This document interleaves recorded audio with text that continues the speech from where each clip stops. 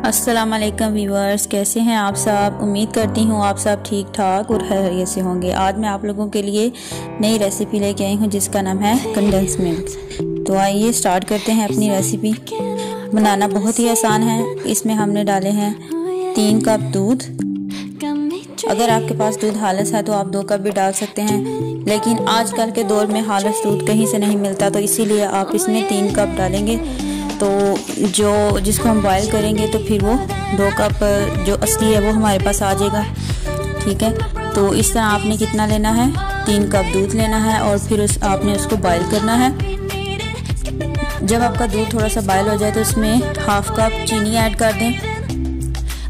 आपने एक बात का ध्यान रखना है कि जिस कप से आप दूध मैयर कर रहे हैं ना, उसी कप से आपने जो है ना 1/2 कप जो है आपने चीनी लेनी है। ठीक है, तो चीनी हम इसलिए शुरू में डालते हैं क्योंकि वो फिर दूध के साथ ही जो है ना वो बिल्कुल मिक्स हो जाती है, मेल्ट हो जाती है, तो फिर उसका टेस्ट जो है ना वो दूध के साथ ही जो ऐड हो जाता है, तो इसलिए चीनी हम डालते हैं। तो चीनी मैंने डाल दी है, तो इसको हम हिलाते रहेंगे। आपने इसको छोड़ना नहीं, आपने इसको हिलाते रहना है।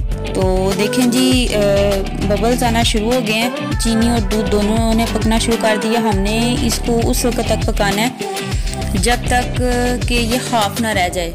मीन्स के जब आप बॉयल करते हैं कोई चीज़, तो अगर 3 कप दूध है आपके पास तो वो दूध कितना रहना चाहिए, 1.5 कप जब आपके पास रह जाएगा तब तक आपने इसको बॉयल करना है। और साथ ही साथ इसकी जो साइडों पे लगी होंगी जो लेयर्स होती हैं, अगर आप चाहते हैं कि आपके कंडेंस मिल्क में लेयर्स ना हो तो आप जो है वो इसको साथ साथ जो है ना साइडों से क्लियर करते जाएं। आप लोगों को, आई होप कि आप लोगों को समझ आ रही होगी।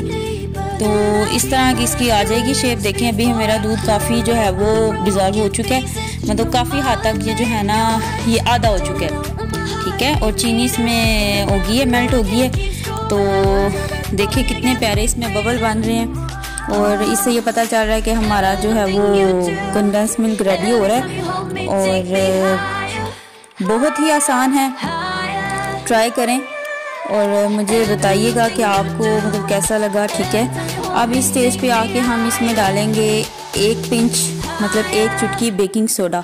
जब आप बेकिंग सोडा डालेंगे तो यहाँ पे मैं आप लोगों को एक चीज़ बता दूँ कि एकदम से ये राइज होगा। ठीक है, मतलब एकदम से जिस बर्तन में आप डालेंगे ना तो एकदम से उभार आ जाएगा इस चीज़ में, एकदम से वो बड़ा हो जाएगा, बबल्स बनेंगे। तो आपने इसको 4 से 5 मिनट तक हिलाते रहना कि चम्मच आपने छोड़ना नहीं है। अगर आप छोड़ेंगे तो आपका जो कंडेंस मिल्क है वो उसकी कंसिस्टेंसी जो है ना वो ख़राब हो जाएगी। तो इस तरह आपने इसको हिलाते रहना है। तो जो आहिस्ता आहिस्ता जो उभार आएगा, जो बबल्स इसमें बनेंगे वो एकदम से बिल्कुल स्लो हो जाएंगे। आप देखें यहाँ पे जैसे ही मैंने डाला था तो वो बेकिंग पाउडर जो मैंने डाला था, देखें इसका कलर भी चेंज हो गया है और ये बिल्कुल थोड़ी सी मिकदार में आ गया। और आपने इसको ओवर कुक नहीं करना। ये देखें जी, हमारा कंडेंस मिल्क रेडी है और आपने इसमें बेकिंग सोडा डालना है 1 पिंच। ठीक है, इसमें मैंने कोई कलर नहीं डाला, कोई कुछ नहीं डाला। देखिए इसका कलर कितना प्यारा है, बहुत ईजी है। आप इसको स्वीट्स में, दूसरी चीज़ों में भी यूज़ कर सकते हैं। कस्टर्ड बनाएं, केक बनाएं, पेस्ट्रीज बनाएं, किसी भी चीज़ में आप इसको यूज़ कर सकते हैं। तो घर में बनाएं, इंजॉय करें।